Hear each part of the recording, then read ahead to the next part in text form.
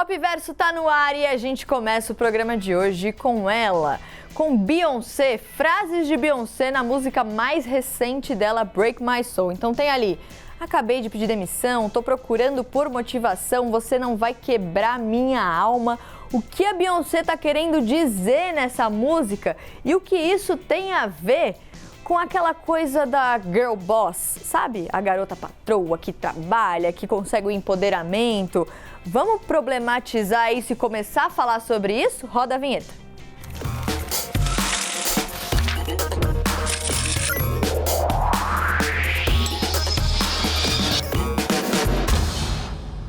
Pop Verso dessa semana, gente, a gente tem que falar de Beyoncé, assim, ela tá bombando muito. Eu tenho uma pauta. Eu tava lendo uma newsletter, o The Morning Brew, e a editora deles, a Stacey Edwards, escreveu um texto super legal juntando Beyoncé, Girl Boss e a Grande Resignação, que é aquele movimento de demissão voluntária dos Estados Unidos, sabe? Eu vou explicar pra vocês. Se fôssemos fazer um álbum de figurinha dos personagens mais representados no cinema, teríamos uma página pros super-heróis, outra pros vilões que são carismáticos e não sabemos se amamos ou odiamos, e com certeza teríamos uma página pra ela, a Girl Boss. O termo se popularizou em 2014, quando a empreendedora e fundadora da Nasty Gal, Sofia Amoruso, lançou a sua autobiografia com esse título. Logo virou best-seller e série da Netflix. Tudum! A expressão usada para representar o empoderamento feminino através do trabalho e do dinheiro logo ganhou espaço nos roteiros e personagens icônicos no cinema. E se no nosso álbum de figurinha tivesse aquela rara, brilhante, impossível de conseguir, ela seria dedicada para a rainha do Girl Boss, Beyoncé. Rainha do mundo inteiro, né? Se prestarmos atenção nas letras dos primeiros sucessos de Queen Bee, ela relacionava muito o empoderamento feminino com aquele dinheirinho ganhado com muito suor. Em Irreplaceable, por exemplo, ela canta: "No closet estão as minhas coisas. Se eu comprei, por favor, não toque." Ela não canta em português, tá? Fui eu que traduzi.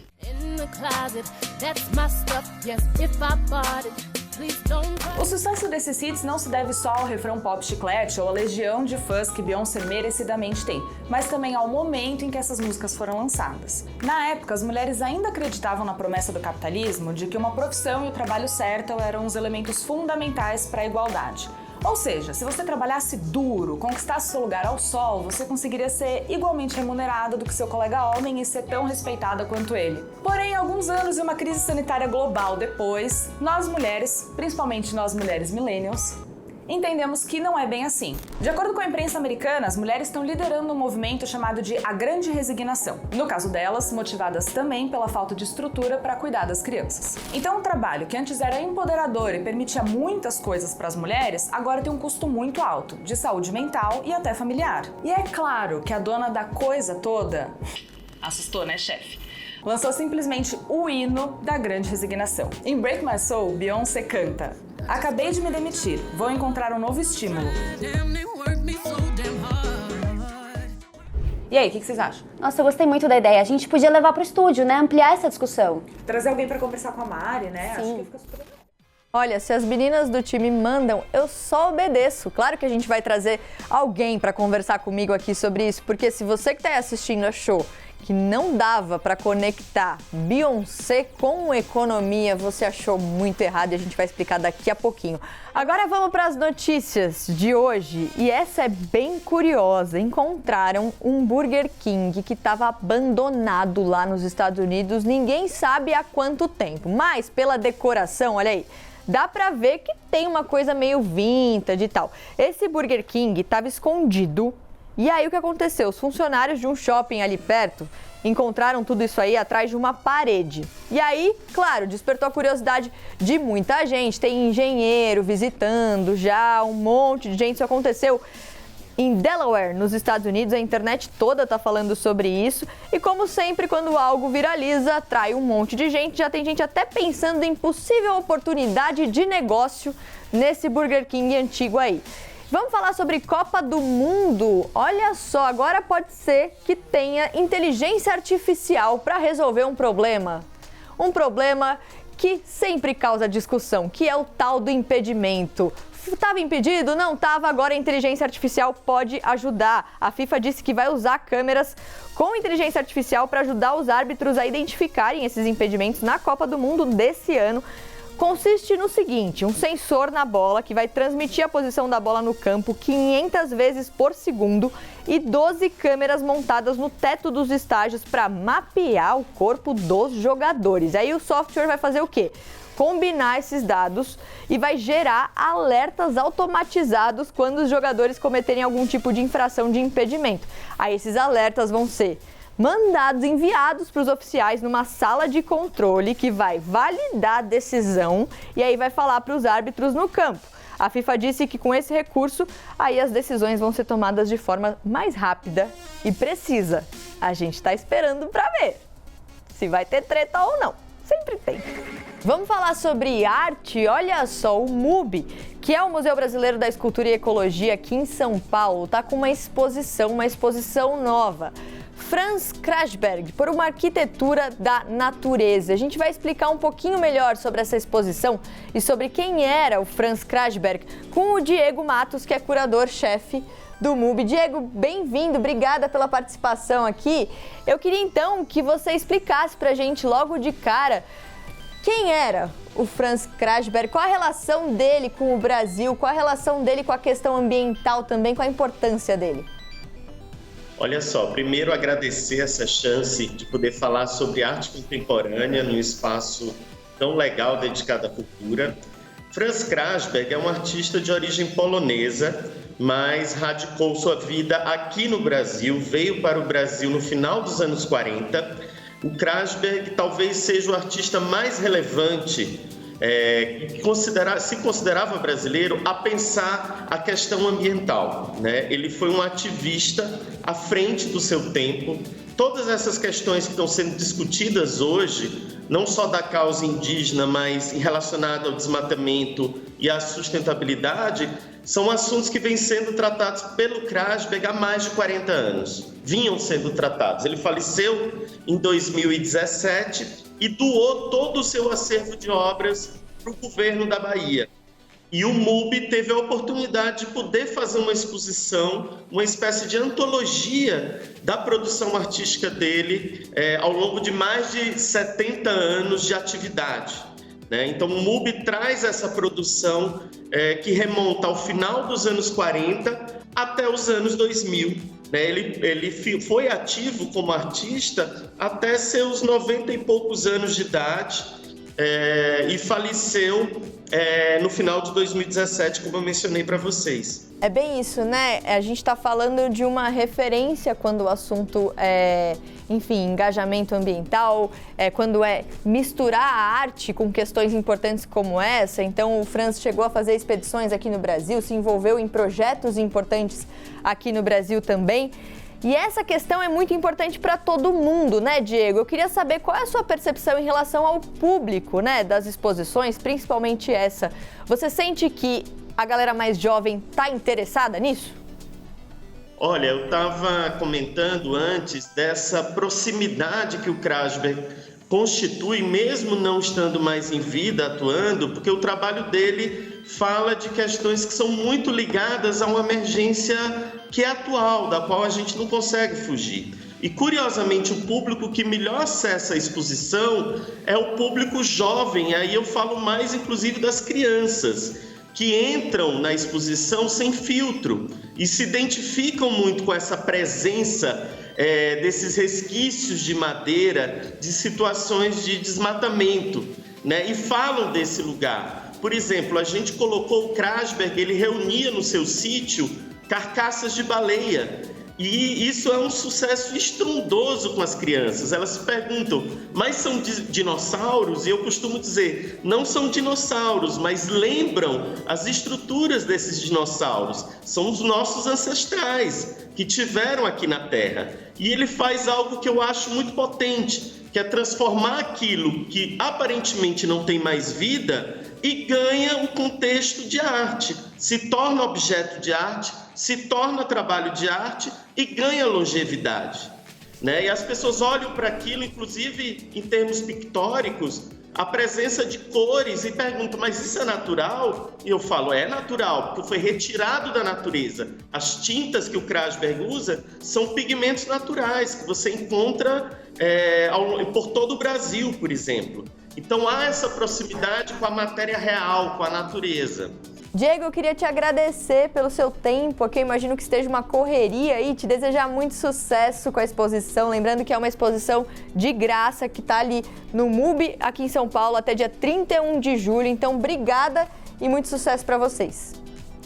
Eu que agradeço a chance de poder falar aqui com o público amplo de vocês e até a próxima. E ó, gente, o Diego, ele deu uma entrevista também para o site da CNN, tá aqui, ó, falando sobre essa exposição. O QR Code tá aí na tela, tem um link na descrição também, se você quiser saber mais. Essa exposição que, como eu disse, está no MUBI até o dia 31 de julho e é de graça, então corre lá. Chegou a hora de entender o que a Beyoncé tem a ver com a onda de demissões que está rolando lá nos Estados Unidos e, de repente, aqui no Brasil também. Eu tô com o Bruno aqui, o Bruno e mais uma, economista da LCA Consultores. Não pode falar mal da Beyoncé, tá? Sem problemas, Mari. Tudo bem com você? Tudo bem, bem-vindo. Bruno, antes da gente começar a falar sobre a grande resignação, que você vai explicar o que é, eu queria mostrar alguns tweets falando sobre a música da Beyoncé, a Break My Soul. Olha lá. Eu mandando meu e-mail de demissão porque a Beyoncé disse tem mais. Vamos ver. Agora, se eu me demitir, como que eu vou pagar a turnê, Beyoncé? Ou seja, você fala pra gente pedir demissão, mas aí pra ir no seu show faz o quê? Tem mais? Como sempre, Beyoncé tava certa, ninguém aguenta mais o trabalho, tão sugando a alma dos trabalhadores. E aí eu te pergunto, Bruno, Beyoncé tava certa?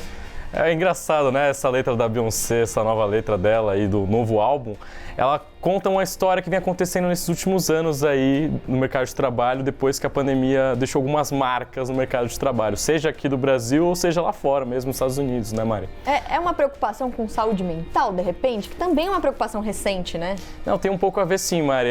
O pessoal lá nos Estados Unidos, principalmente quando foi o primeiro país, é um país mais avançado que o nosso, mais desenvolvido, eles tomaram vacina antes, né? Então esse movimento ele foi identificado primeiro lá.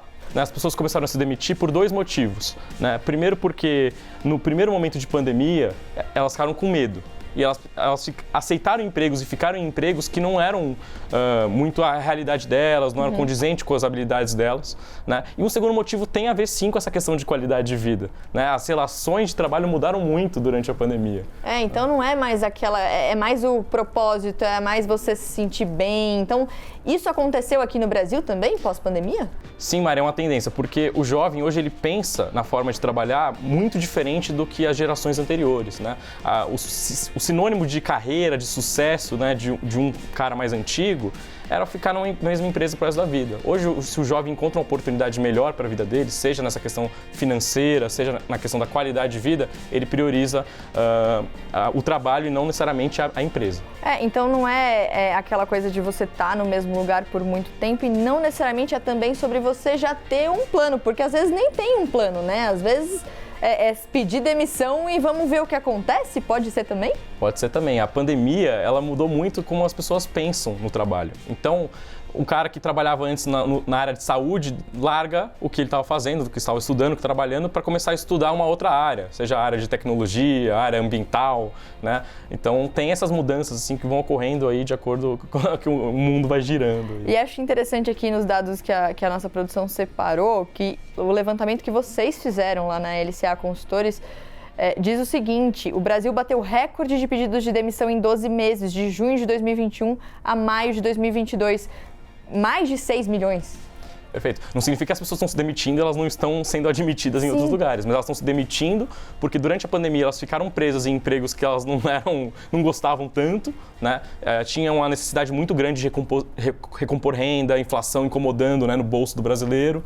E aí agora, no momento mais normalizado do mercado de trabalho, né, sem esses efeitos da pandemia, as pessoas se demitem de um lugar para se admitir em outro mais condizente, enfim, seja com essa questão da qualidade de vida ou da remuneração mesmo. Buscando o que faz mais sentido para cada um. Às vezes é sobre sentido também, né? Exatamente. Então você começa a pensar, não vale mais a pena eu gastar 1 hora no trânsito, 1 hora no transporte público, eu quero ficar mais perto dos meus pais, né, do meu cachorro, do meu gato. Você questiona muita coisa, né? Exatamente. Ou seja, depois da nossa conversa, a conclusão é: Beyoncé estava certa, eu sempre soube. Bruno, obrigada, viu? Eu que agradeço, Mari, valeu. Vamos para mais notícias, agora notícias de música. A lista dos melhores álbuns de 2022. Quem publicou essa lista foi o The Guardian. E tem aqueles nomes muito famosos, tem alguns nomes que a galera não conhece tanto. Por exemplo, Kendrick Lamar, Rosalia, The Weeknd, Charli XCX, Bad Bunny. Inclusive, o álbum do Bad Bunny voltou essa semana a ser o número 1 no top 200 da Billboard. É a terceira semana não consecutiva no topo. Foi o primeiro álbum inteiramente em espanhol a alcançar esse feito na história. E aí, eu quero falar agora de uma música que voltou a fazer sucesso. Master of Puppets, do Metallica. Se você assistiu Stranger Things até o final, você vai entender por que a melhor cena, na minha opinião, da série até agora envolve essa música, Master of Puppets, do Metallica, que foi lançada em 1986, alcançou um lugar entre os 15 primeiros no top 50 mundial do Spotify, com mais de 2 milhões de streams. E aí, os fãs, claro, né? Isso aí é claro um reflexo dos fãs que assistiram a Stranger Things e foram ouvir a música. A própria banda, o Metallica, postou no Instagram o trecho, a cena ali, agradecendo o uso da música e elogiando os irmãos Duffer, que são os caras que criaram a série. Eles dizem o seguinte: a maneira como os irmãos Duffer incorporam qualquer música em Stranger Things sempre foi de alto nível, então a gente estava mais do que empolgado ao ver Master of Puppets na série. Detalhe, tá, gente? A gente está falando de uma música com 8 minutos de duração. E eu sei que a gente é uma geração um pouquinho mais ansiosa para ouvir uma música de 8 minutos, mas esse é o poder do maior carisma de Stranger Things na 4ª temporada, que é o personagem do Ed, na minha opinião. Depois vocês falem lá na hashtag PopVersoCNN se vocês concordam ou não. Só que não é a única música que voltou a fazer sucesso depois de muito tempo. Eu falei aqui no Popverso, né, nas últimas semanas, de Running Up the Hill, da Kate Bush, que é uma música que também estava ali em um dos episódios, fez muito sucesso, então não é tão incomum que isso aconteça. Quem explica pra gente um pouquinho melhor isso é o Arthur, olha só. Stranger Things deu uma guinada inesperada na carreira da cantora britânica Kate Bush. Ela viu sua música Running Up the Hill, lançada há 37 anos, chegar ao topo das paradas depois que a série da Netflix e o TikTok viralizaram a música.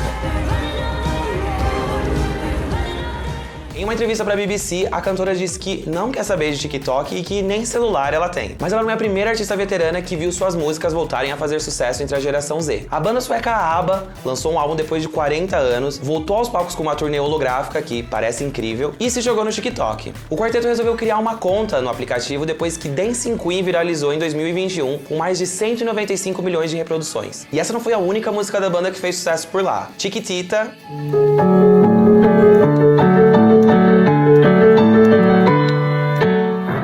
e Angel Eyes também viraram trends no aplicativo. Você pode até não usar o TikTok, mas deve ter ouvido essa música recentemente. Desenrola, bate, joga de ladinho. É impossível não falar desenrola, bate, joga de ladinho, sem querer cantar. O hit Desenrola, Bate, Joga de Ladinho é do grupo de funk O... Não, tô olhando pra baixo que eu tô querendo dar risada, peraí. Dá uma jogada de ladinho aí, peraí. De ladinho. O hit Desenrola, Bate, Joga de Ladinho é do grupo de funk Os Havaianos, que surgiu há quase 20 anos. E de dancinha eles entendem. Em 2010, muito antes do TikTok, eles já viralizavam ao som de É o pente, é o pente, é o pente. O TikTok também foi responsável por levar o Fleetwood Mac de volta ao top 10 da Billboard. Isso graças a esse vídeo simples e inusitado, onde o skatista Nathan Apodaca usa a música Dreams, enquanto anda de skate e bebe um suco de cranberry tranquilamente.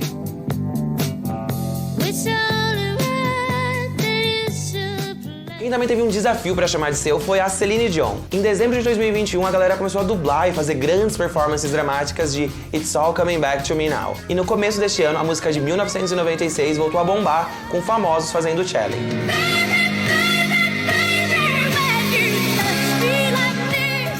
E aí, qual dessas músicas é a sua favorita? Manda na hashtag PopVersoCNN. Arthur, olha, eu tô num momento tão Stranger Things que eu acho que eu vou com Metallica e Kate Bush aí dessa lista. E ó, uma curiosidade, tá? Kate Bush já faturou mais de 2 milhões de dólares só com royalties de streaming desde que a 4ª temporada foi ao ar. E isso, a gente tá falando de quase 40 anos depois que ela lançou essa música. E já que a gente tá falando de Stranger Things, eu posso dar um spoiler? Não é da série não, é do Popverso. É um spoiler porque eu conversei com 2 atores da série, o Jamie Campbell Bower e o Joseph Quinn, o ator que interpreta o Vecna e o ator que interpreta o Ed. Eu fiquei muito nervosa, mas a conversa foi demais e vocês vão ver na semana que vem no Popverso, porque a gente gosta de deixar um suspense aqui. Amanhã a gente tá de volta. Beijo, gente!